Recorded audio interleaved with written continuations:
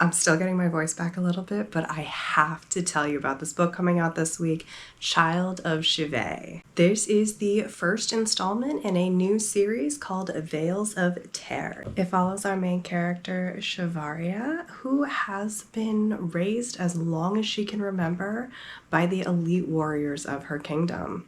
The Drukai took her in as an orphan and they honed her into a weapon. The target that they're sending her after is none other than the king of the rival kingdom himself. Now, this is a land that is full of fae magical creatures who use their magical gifts to oppress mortals like Shavaria. While the two kingdoms are currently balanced within a fragile truce, Shavaria sees the oppression that her country lives under. But the fae, with their magical gifts, they have more than enough resources. Getting rid of their king is a mission she is eager to complete. But it turns out it's going to take a little bit longer than she expected when she arrives to discover that the king's not home. His location is undisclosed and it's going to be a little while before he gets back. So, like any good spy, she begins to ingratiate herself with those who are closest to the king.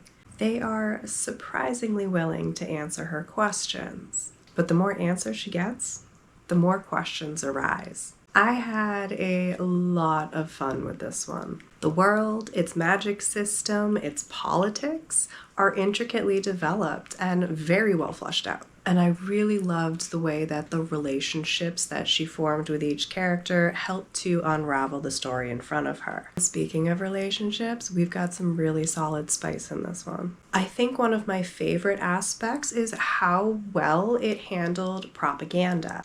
It did a wonderful job of demonstrating through this fantasy setting just how deep it can go and how it affects every relationship from individuals to countries, just by putting that little bit of a twist on the lens.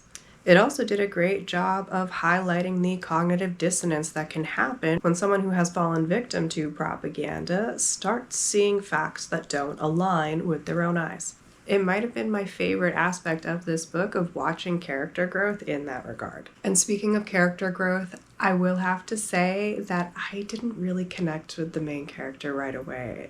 For the first few chapters, I didn't like her that much. There's very much of a not like other girls vibe going on at first. But if you also find that an ick, I can assure you that's part of the growth. I'm about to get rather vague to avoid any spoilers. I really enjoy elements like dramatic irony or foreshadowing. I like to guess what's going to happen before the characters get there. And in this particular book, there was a guess I had made about the ending, so I spent much of the narrative looking for that, only to be confronted with a big twist at the end that sent the narrative into a whole new direction, and I forgot what my original question was. So yes, this book does end on a cliffhanger, but it's the kind that opens up the world further rather than leaving you feeling unfulfilled. It made me all that much more excited for book 2. Unfortunately, we don't have a release date yet. There's also no information yet on how long the series is going to be. Based on my instincts alone, I'm going to guess it'll be more than 2 books. I do know that that kind of suspense can turn off a lot of readers. If that is you, I would put a pin in this one for now because it is shaping up to be something really fun. I need to give a very big thank you to the Nerd Fam on this one for the advanced reader copy.